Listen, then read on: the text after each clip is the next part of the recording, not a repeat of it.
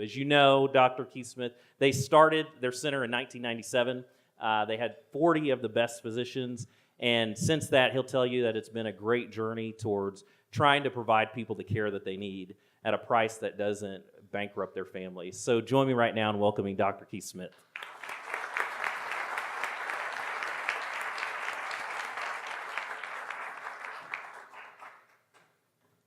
Welcome. It's about twice as big as it was last year. How many were here last year? Look at all the new faces. Very good. Well, welcome to the Free Market Medical Association. I have the distinct pleasure and honor of opening this, and I plan to set the tone in a way that those who should be at an American Hospital Association or AMA meeting will know to adjourn early.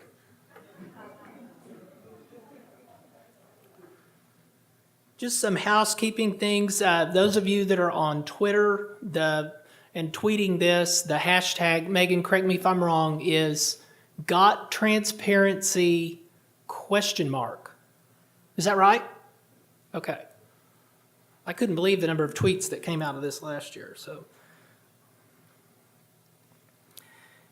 last year we waited until the end of the meeting to thank the people who are responsible for this. Obviously, Jay and Charlie and I are the Free Market Medical Association along with all of you as members, but the ability to actually gather like this is due to the hard work of some people that might actually remain unnamed, but I'm going to name them, and we're going to do it now instead of at the end. We may do it also at the end. Jonathan Small, thank you for hosting very much. Ben West is in the back. Everything you see that is anything to do with lighting, sound, video, that's Ben. Ben, stand up.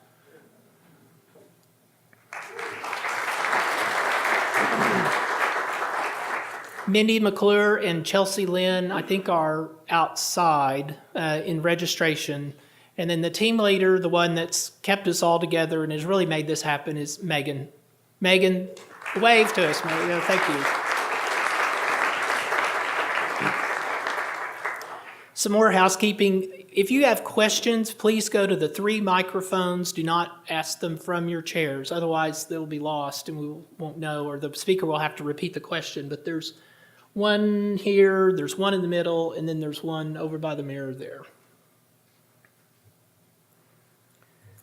I normally start these talks out by saying I shouldn't be here, because all we've really done at the Surgery Center of Oklahoma is say, here's what we do and here's how much it is. And I get criticized for saying that's how simple it was, but the hardest thing was making it simple. The hardest thing was saying, here's what we do and here's how much it is.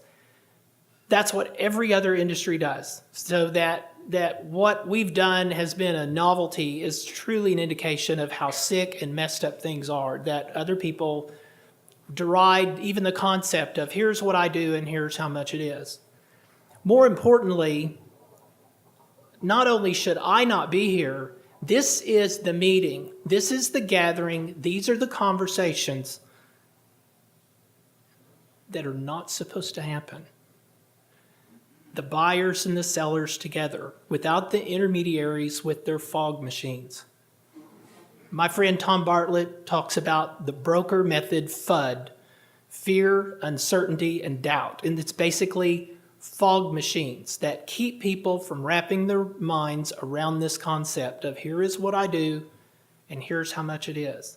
So last night at dinner, there was a conversation that happened that's not supposed to happen. And Jonathan Small was part of it. And I was just laughing out loud because he's having this conversation and it was just not supposed to happen. And Jay Kempton was there, and there was this information exchange, and it's just one of those dirty little secrets in healthcare that people are not supposed to talk about. And I've already seen it this morning. I've already seen people connect with people who they want to connect with. So I shouldn't be here really, but this is really a nightmare for the cartel. This is not what they want. This is really a disaster, and thank you all for being here.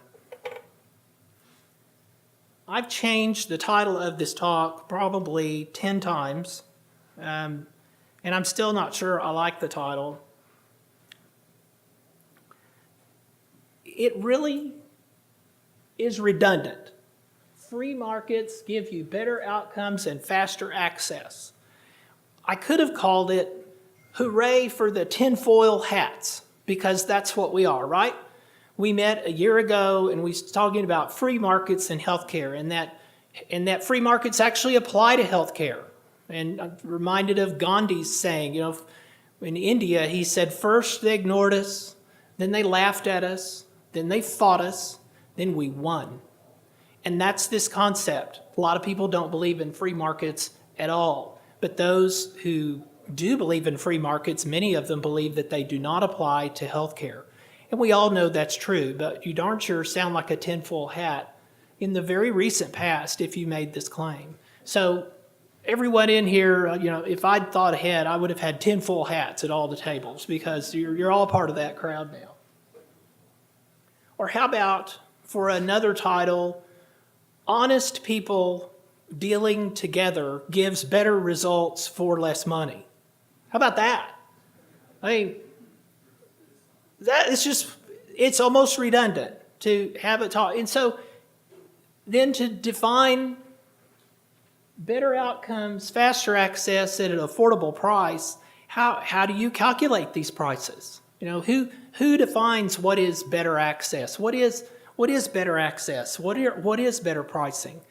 And it occurred to me as I've traveled all over the country giving this message, even though I'm older than when I started doing this, things are not gray at all. In this business, it's black and white.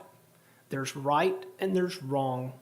And there are the thieving members of the cartel, and then there are the free market warriors, the people that are standing up to it. And this room is full of the good guys.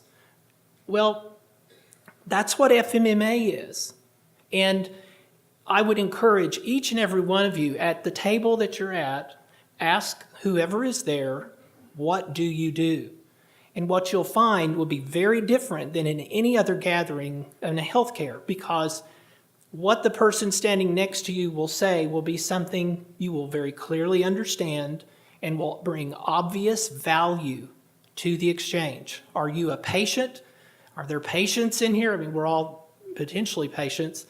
If you are participating in the free market healthcare system, then you are a part of a mutually beneficial exchange if you're dealing with someone who's been honest about their pricing. If you're a physician or you represent a facility that's providing pricing, you are part of the mutually beneficial exchange in the free market in healthcare.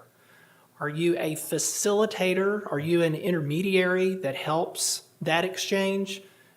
The people in this room that fulfill that function, I would encourage any of you who don't completely understand that role to ask them. My friend Jay Kempton tonight in his remarks, who is the master, I believe, of putting in layman's terms, what is self-funding? How does that work? You're in for a treat tonight. I have inside information on his speech, and I've seen it, and it's going to be awesome. But the question in healthcare, what do you do? If you went to an American Hospital Association meeting or a meeting where there were just a bunch of carriers, and you ask, well, what do you do? Or you go to the vendors at any one of these meetings, and what do you do? The answer you would get would just be very confusing. You couldn't really figure out, what do they do? I mean, how do they bring value ultimately? And that is what the Free Market Medical Association in this gathering is about. It's about the players that bring value, the buyers, the sellers, and those who help it along. I think about a bridge, a treacherous bridge, and there are trolls underneath, and there are guides standing waiting. And without the guides, you're probably not going to make it to the other side alive.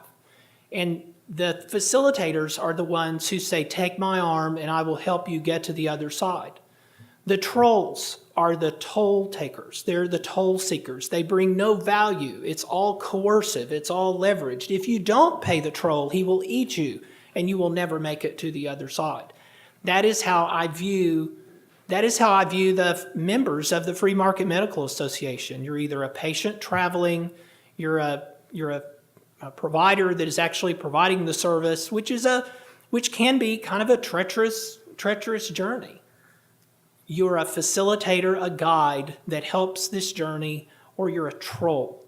And there are a lot of trolls in healthcare. And I've talked about them at length, and we're not going to dwell on the trolls, but there are a lot of trolls. The way to find out who they are is to ask them, what do you do? And if you cannot clearly understand what they do and how it brings value, they are going to eat you, or they're going to eat some part of you. So what are better outcomes? We're talking about finance. We're talking about money. I was given this at lunch. This comes from the folks at HealthSmart. This is a study they've done that shows, I can share this, can I? This shows the savings that one client, Oklahoma County, experienced in 1 year. I'll go back over this because this is incredible. 127 surgeries.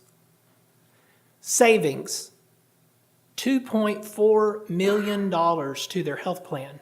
And 1,100 lives, is that about right? 1,100 lives. Now, I learned at lunch that actually $2.4 million in savings for a health plan is not the right number, because it doesn't include what the patients and the employees of Oklahoma County did not spend. It does not include their out-of-pocket. And it's about $500,000, isn't it? That's the last figure that I saw. In December, Dr. Launchi and I, December's a busy month at the surgery center, but when we would talk to patients who were clients of or employees of Oklahoma County, or they were employees of Bank First, or they were part of or just an individual that found us on the internet, and they came and they paid for the surgery, and they said, we're having a Christmas this year because of this pricing. I mean, they were spared bankruptcy, and not only that, but they actually were able to have a Christmas. And so the savings, the out-of-pocket savings to the employees was remarkable. But again, there are trolls out there. There are people out there that would say, no, that savings is not real. That's not real. You're using wrong numbers. You're faking and baking the numbers, and it's not real. And they're whispering in the ears of the employees and of the employers and of the third-party administrators and of the people in the human resources saying, you know, those numbers are not right. If you really look at the discounts that we can achieve for you, then those numbers really are not. Those savings are false. When it became very clear that that was a lie that the carriers were telling, their next attempt, the next troll attempt, was to say, well, the utilization is off the charts because the patients maybe don't have any out-of-pocket from these self-funded companies, and the physicians are being paid 100% of their fee, and so obviously being overutilized. So you're saying I saved all this money on a rotator cuff repair that likely shouldn't have even been done. Well, when all the dust settled, Bank First looked at their savings, and even if you grant the overutilization argument, which is absolutely false, and I'll get to that, even if you grant them that, they actually saved real money. So their overall health spend went down, and it looks even worse if you say their overall health spend went down in the face of overutilization. So the trolls are really running out of bullets. And here in Oklahoma City, here in Oklahoma, in this area, this movement is really shaking up the bad guys. It is truly shaking up the market.